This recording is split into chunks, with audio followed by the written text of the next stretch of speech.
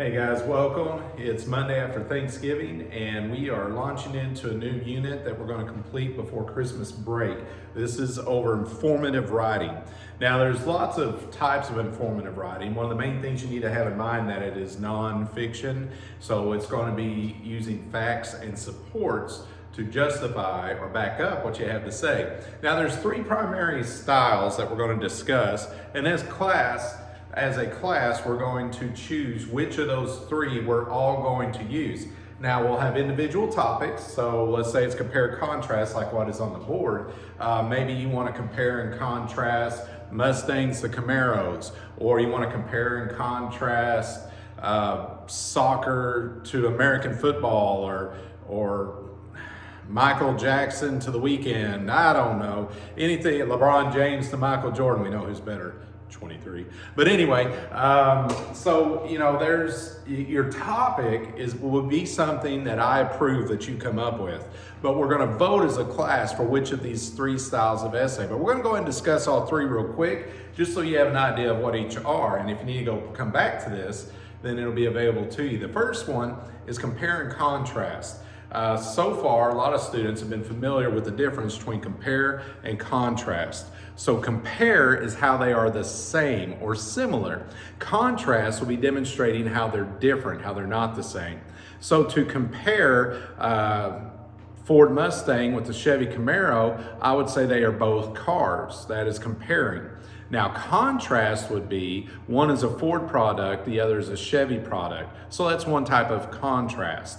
Now, we're going to be writing a lot more extensively than that, but to just give you an idea, that is the difference between compare and contrast. A lot of times students will know that part, but when they begin to write, they don't demonstrate it. They begin to confuse the two. They show differences where they're comparing, or they show similarities where they're supposed to be showing differences. So we want to make sure we clearly organize this. The purpose of all this writing is so that you'll have better communication skills and organization skills in your communication. Now that'll help you with things like ACT writing prompts. It'll help you in other class subjects with writing if you can demonstrate you're organized. And it's strange because like even in science classes and history classes, an important part of your grade is your organization. So this helps. But I'm also telling you that out in the world beyond our walls at this school, it's going to be very important that you have these skills, because that will give you an advantage in obtaining jobs, getting promotions, retaining those promotions, those sort of advantages that I want you to have in your professional life will come with organizing ideas. So here's three kinds. The first one, compare and contrast, again, is the idea that we're going to show what is similar and what's different. And here are, for this assignment, it's just going to be a 4-paragraph essay. Not any 4 paragraphs. And a lot of people are like, well, how many words? How many pages? I'm not answering that, because that's not important. The important thing is, do you follow the structure that we're giving, and are you well organized and well explained? And if you do that, the length doesn't matter. If you can write 20 pages and not be focused enough and get a bad grade writing 20 pages. So you need to make sure you're kind of tracking with what we're supposed to be doing. The 4-paragraph essay we'll be using for compare and contrast begins with an introduction. And we'll have a thesis statement. Now, I'm going to post another video later on about how to write a thesis statement. There's basically a kind of a skeleton that you can borrow for virtually any thesis statement. And here's what you do. You state what your topic is and what the 3 supports are going to be, or however many supports there are, about that topic and the way you're writing. So in other words, if I'm comparing and contrasting Mustangs and Camaros, my thesis statement is going to mention that I'm comparing and contrasting Mustangs and Camaros, and these are the details that I'm going to be using. And now we're not writing out the whole essay. We're just saying kind of the main topics or subtopics that we're mentioning about these things. Also, we don't want to say I am writing, okay? Don't get confused there. It'll be more like Mustangs and Camaros have many similarities and differences, which include, and then you list just by topic what they are, then you'll have the body of the paragraph. So anyway, introduction, you'll have your thesis statement. That is a requirement. That is one of the big parts of your grade, and that's also one of the big keys to success out in the real world. You'll kind of make a comment, you'll get attention, grab the attention of the reader about what you're talking about. You say what you're going to say. These two, you're going to say it. And this part, the conclusion, is you'll restate what you just said. It helps people retain, helps drive it home. Introduction. Thesis, attention grabber, introduce the reader to the topic. Then we'll have a paragraph about similarities. Similarities are things that are the same. They're both cars, they're both sports cars, muscle cars, American classic cars, whatever those are. So we want at least three details about similarities between the two. And when you have that, you'll have a full paragraph. And then we're going to have a difference. And we want three supports about differences. And then in the conclusion, we'll reword the thesis just a little bit, but still have the main information still there present, and leave something with the reader to think about as they go on. And those 4 paragraphs, 3 to 4 sentences each. Once we have it structured, once we have it brainstormed and figured out, is it going to be overwhelming to write? But if you start out just, I'm going to write a long paper about comparing and contrasting these two things, you're going to ramble, you're not going to be organized, you're going to either write way too little or way too much. So follow the plan with what we're trying to do. Pardon me for a moment while I hit the slides. Another kind that we're going to be working with is the descriptive essay.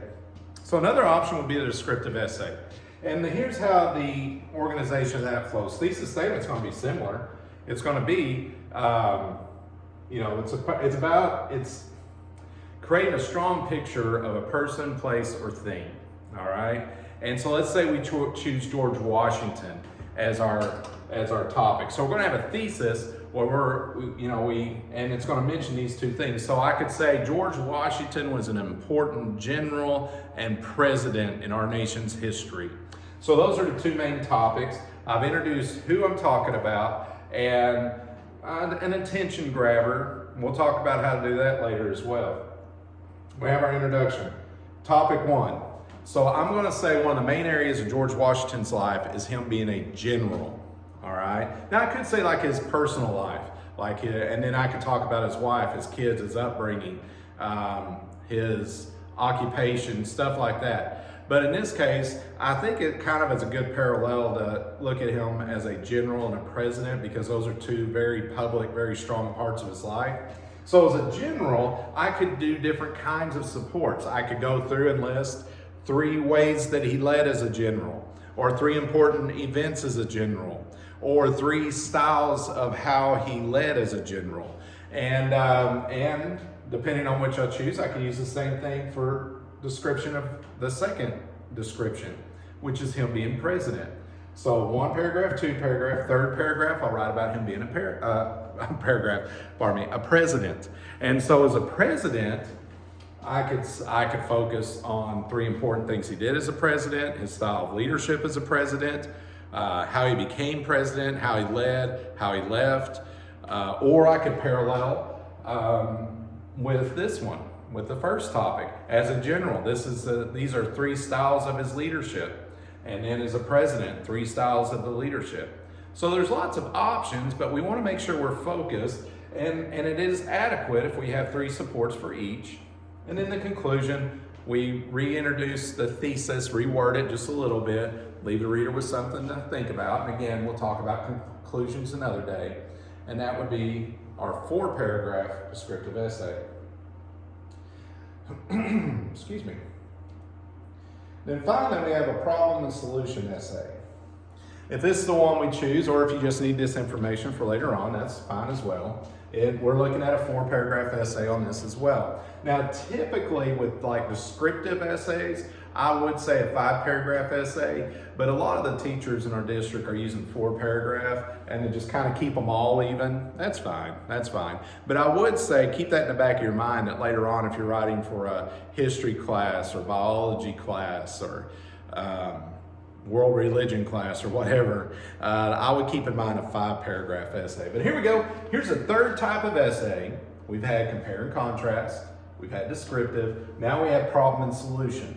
And problem solution is just like the name says. We have a problem, we give a solution. So in my thesis statement, I would name the topic of what we're talking about, and I would say a major problem is, but there are solutions such as, and just list in general both.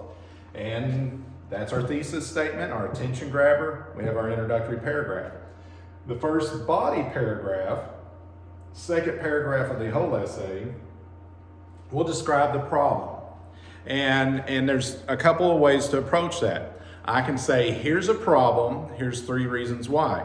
Or I could say, here's a problem, and here's 3 things, 3 details about what kind of problem that is, or what causes the problem, or along those lines. I could explain the problem itself a little more.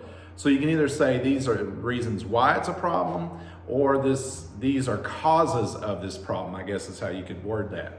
And then finally, third paragraph is going to be our solutions. There are solutions though. And here you will either give the big solution and 3 facts for why it'll work, 3 details for why we think it's going to work, or we could use things like, or we could give 3 solutions. Here are 3 solutions. One is to do this, and this is why it works. Another is to do this is why it works. And here's the third solution, and this is why it'll work. So 1 big solution with 3 important details, or 3 possible solutions with a little bit of explanation for both, for all 3, pardon me. Then finally we get to the conclusion, we restate the thesis. There we are again. So you need to be watching for other videos where we're going to be a little more specific on our thesis. Our other videos, when we determine which of these styles of essay we're going to write as a class, we'll go back over that a little more in depth for that specific type of essay. And also the conclusion paragraph, we'll have a separate video later on for that as well. So each little step, and if you'll stay with us now, if you wait till the last moment, you're like, now how do I do this? You're too far behind in the game. I can't squeeze 2 weeks of explanation into a couple minutes for you to type something out on the computer. So you need to stay with us. If you stay with us, you'll be okay, because you're going to have each little step of information to put together, and you'll have your whole. But if you look at it as big picture and I got to figure out all these details together, you're probably going to get a little lost and confused no matter how good of a writer you are. Because remember, it's not just how good of a writer you are, it's how well you communicate within the guidelines that you're given. All right? Thank you for your time. Have a good one, guys.